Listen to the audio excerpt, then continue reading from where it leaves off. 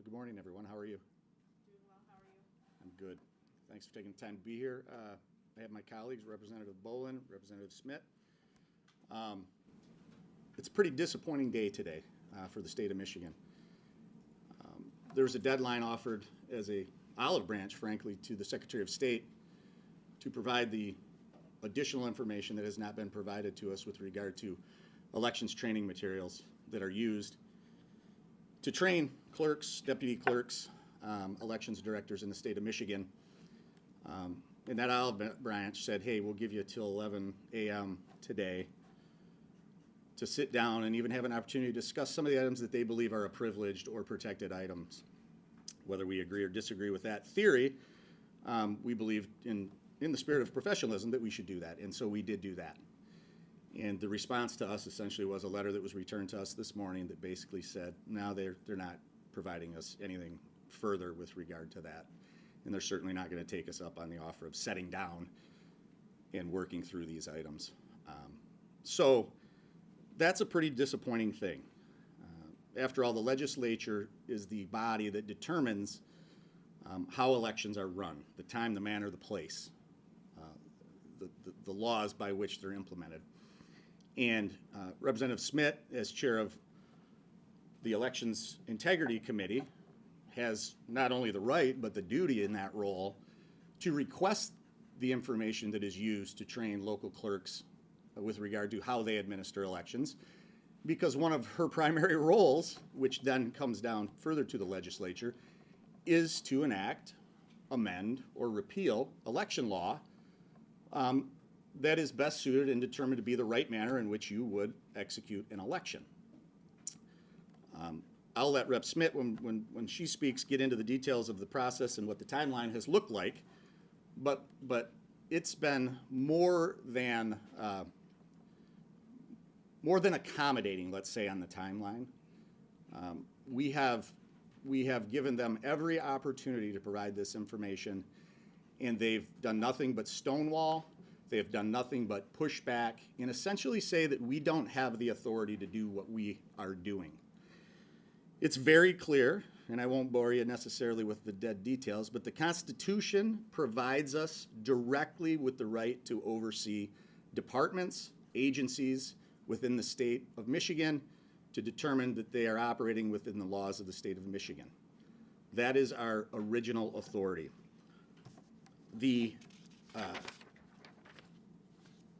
They've also argued whether or not our subpoenas are valid. That's very, very clear.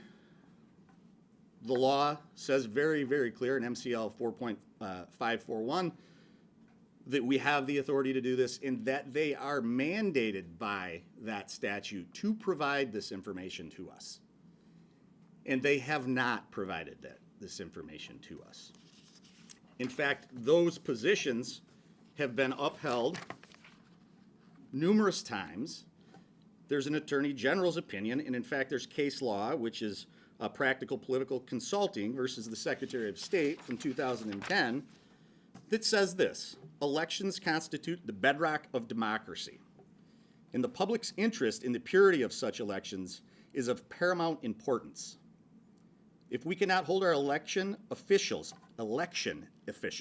accountable for the way in which they conduct our elections, then we risk the franchise itself.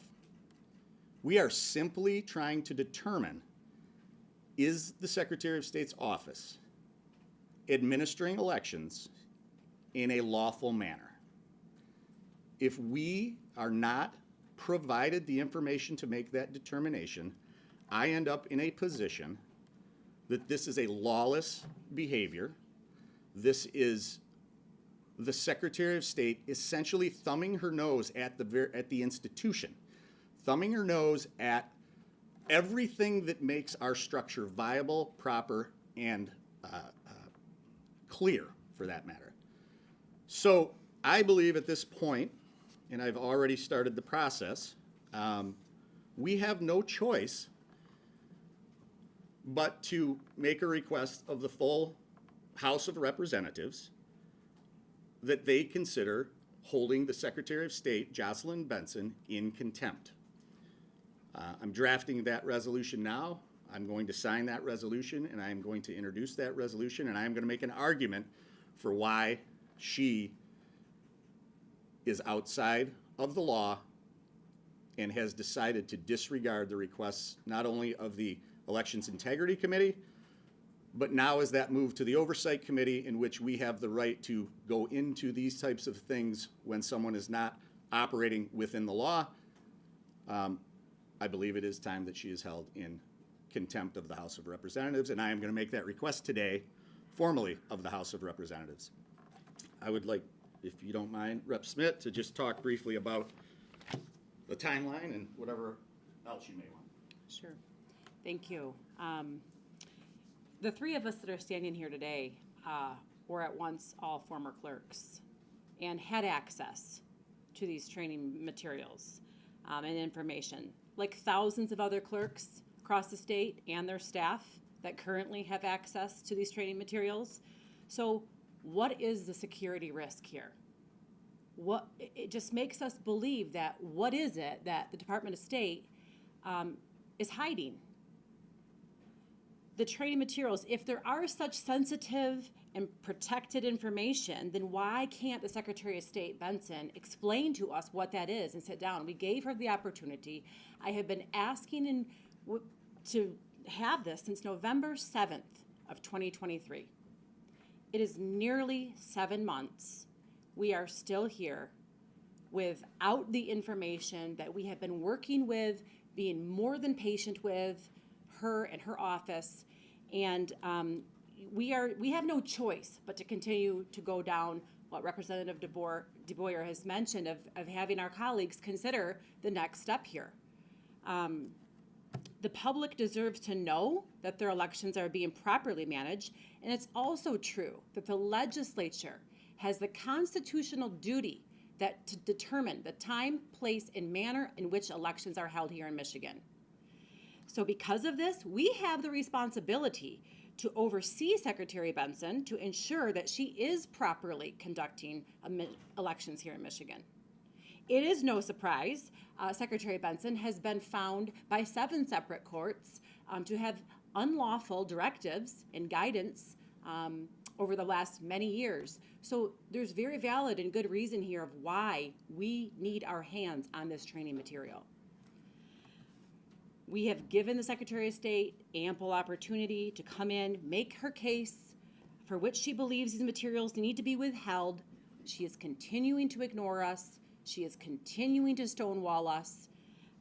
She has also built her, and the department's, for that matter, core value on transparency.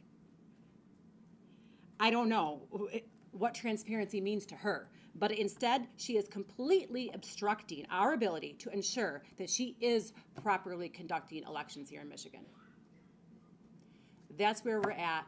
It's been nearly 7 months. This is unacceptable for a Secretary of State to not be working with the legislature and turning over manuals that thousands and thousands of clerks and their staff currently have. And so, again, thank you for your time. I do need to get over to prep for session today, and I'm going to turn it over to Representative Bollin for her to add any further remarks and comments. Thank you. Thank you, Rep. Smit. Thank you, Rep. DeBoyer. And thank you for being here. This is really an extremely, extremely important issue. As a former clerk and former chair of the Elections Committee, I really have to take pause. What is so secret about training documents? Many of these training documents or similar documents are actually available on the Secretary of State's website under the Election Administrator tab. So what is behind the cloak of secrecy in the e-learning center? There should be nothing. This is training. This is about certifying our election officials. And, it just leads me to believe there is something that is unlawful in that e-learning center, that improper directives have been provided to the clerks. And we found that as Rep. Smit mentioned, in previous court cases. I saw that as a legislator, some of the directives. This is not a new thing. Jocelyn Benson is a repeat offender in going against what the laws are here surrounding our elections in the state of Michigan. It's happened time and time again. We need to stop. This is a fundamental responsibility of government to run elections. We have to stop the interference. And the best way to make sure our elections are at the highest level of integrity is to make them more transparent.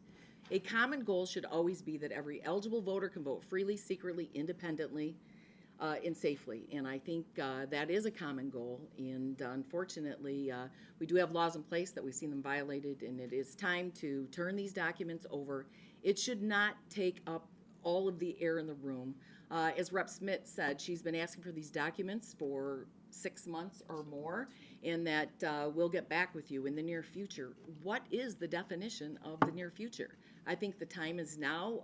I will be voting in support of your resolution, Rep. DeBoyer, and I hope that we can see some very swift response from the Secretary Benson, and yet she wants to be the governor of our state. No. Thank you. We're open to questions if you have some. Yes. Are you concerned at all that Benson is scheming to just run out the clock? I would. I won't speculate, I guess, but I would say that in my brief history here in Lansing, that is definitely a tactic that I've seen used by departments and administrators to just prevent having to provide information. And the issue with that simply is, what kind of government do we want for the people of the state of Michigan? Running out the clock, at some point, as Rep. Bollin had said, at some point you have to wonder what it is that's going on that they don't want you to know about. And unfortunately, human nature is such that it goes to perhaps the worst possible things. I want to add something about, running the clock out. What is the purpose of running the clock out? Other than we're going to disclose something that actually is pertinent to our work in setting the time, place, and manner of elections. But this is about the people. The people in the state of Michigan deserve to have this transparency. They deserve to have confidence in their elections. They have the right to know. As a former clerk in the e-learning center, while it was very clunky, I will tell you what I suspect is there are maybe some NDA, non-disclosure agreements, maybe some of these grant agreements that we've been trying to get more information on. The third party Zuckerbucks, if you will, in past years. I've heard from clerks over the years about the lack of transparency and how odd it is that you can't even keep a copy of your transmission of what you're submitting for a grant reimbursement for these. Why the secrecy? And we can only conclude that it's something to hide, and it is unfortunate we have to take this step, but it is within our right, and hopefully maybe this will get our attention. Yes. What comes after? So you're introducing this resolution today. Presumably it will be adopted by the House. What comes next? Every legal tool that lays on the table could come next. Tell me what those are, because I don't know. The reality is you have everything from litigation, which I think is probably a strong possibility. But what a sad day for Michigan if that's the case. That we have to go to litigation to have the Secretary of State's office provide us with the information that by statute and by Constitution we're entitled to have. Like, this is a continued demonstration of lawlessness. I happen to be a clerk as well in 2020 when Jocelyn Benson told local clerks to not worry about signature verification on return absentee ballots. This is a continual I'm going to make the rules. I'm going to do as I see fit. And you guys who have oversight and legislative authority, I'm not going to listen to you. This is a continual problem. And the fact that we have to perhaps go to court what a shame for the people of the state of Michigan. Let's go back to some of the previous years in the 2020 election, it being the most secure. How would we know that if we don't understand were people properly trained? The signature is a good example, and I want to illustrate about the signature directives that we're giving. It is the responsibility of the clerk that you're checking the signatures, you're checking an absent voter application when they come in against your voter roll and the signature on file, and then you send the absentee ballot out, you're checking it again. You go through a series of checks to make sure that you're generally looking for very similarity in the previous signature, the signature you have on file, and people that there's it's similar to all the signatures they presented. So, for example, I signed my name, Ann Bollin. If it came back as A and B, that would raise a flag for a clerk. Like, was it Ann Bollin that signed this? Was it somebody else? The directive was so broad and so vague and so disruptive to the process that it was really hard to tell. That basically, there's no signature verification. Since then, she's gone in and got the rules changed. But I think we have to illustrate just how extreme that directive was in the 2020 election. Representatives, it's clear that this is a part of your oversight function to request this information and do what you're doing now. But what would you say to those who would say that Jocelyn Benson is a front runner for the governor race on the Democratic side, and this might be perceived as a political move? How do you combat that perception? It holds absolutely no water. She very well may be the front runner. But I'm going to tell you right now, if a Republican clerk was behaving in this manner, Secretary of State was behaving in this manner, I would have the same opinion.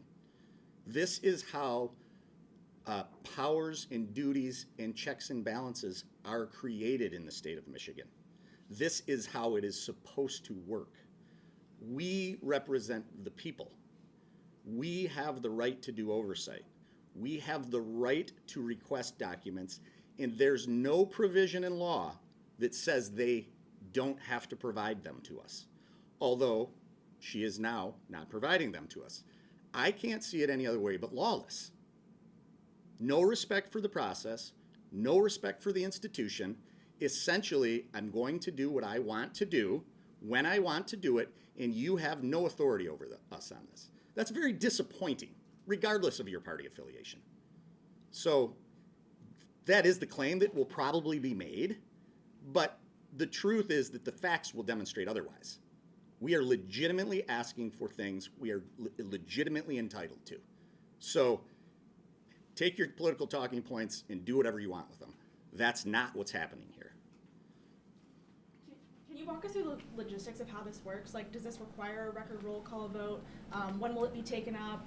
What happens after that? Like that sort of thing? We're introducing it today. In fact, I think it just walked in the room. Did that just come out? Get in? So, thank you. Appreciate it.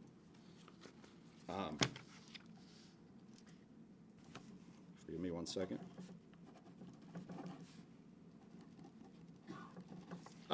May I co-sponsor that? Absolutely.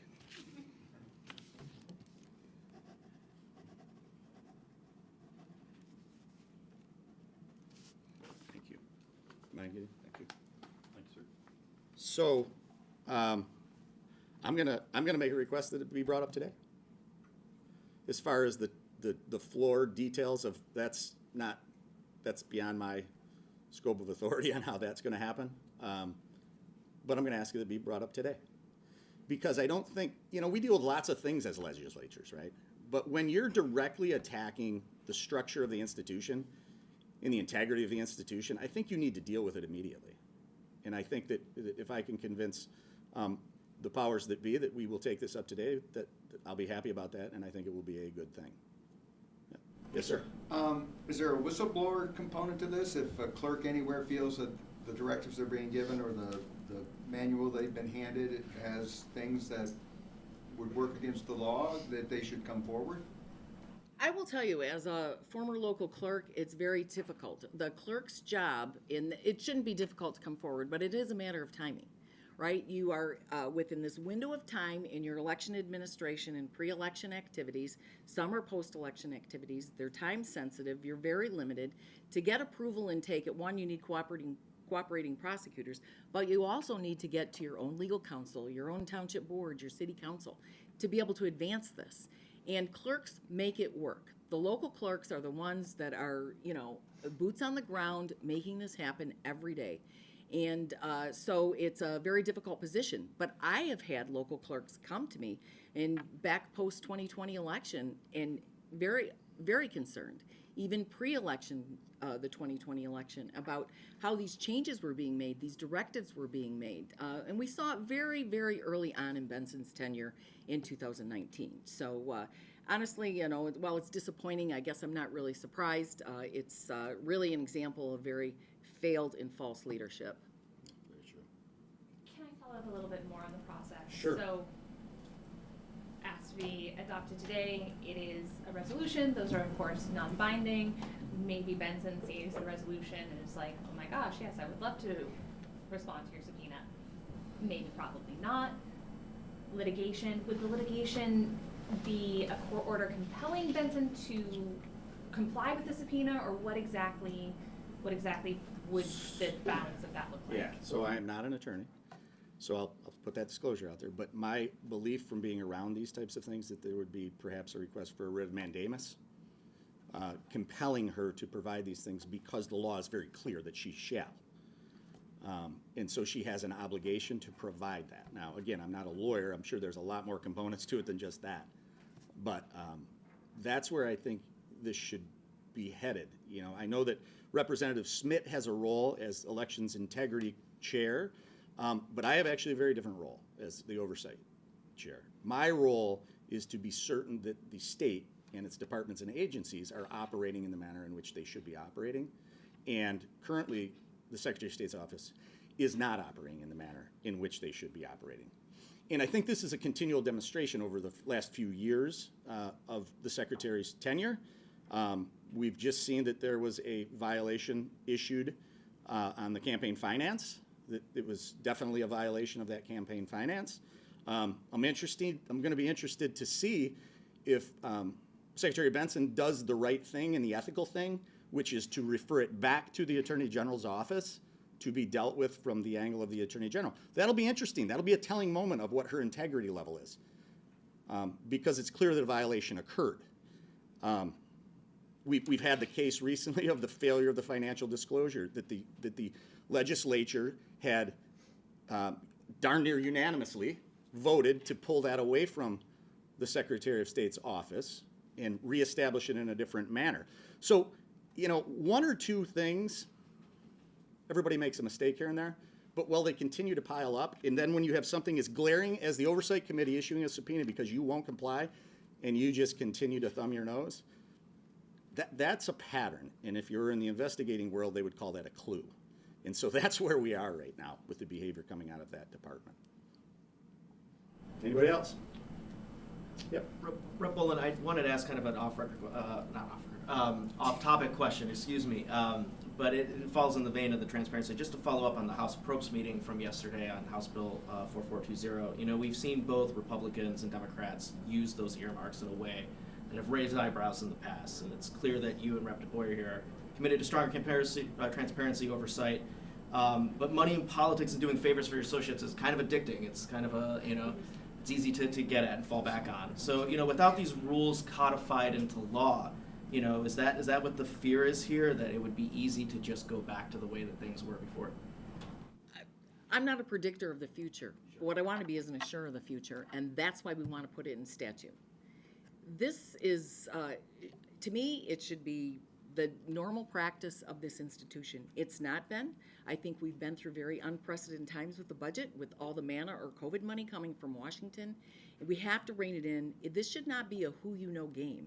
This should be what you know. What is better for Michigan, what protects the public's health, safety, and welfare, and what is constitutionally required, statutorily, you know, what's court-ordered priority and what's a preference. You know, these are not our dollars to spend, they're your dollars to spend. We need to be thoughtful. It honestly is unfortunate we need a statute to do it, but I do think it protects the institution, the people of Michigan moving forward.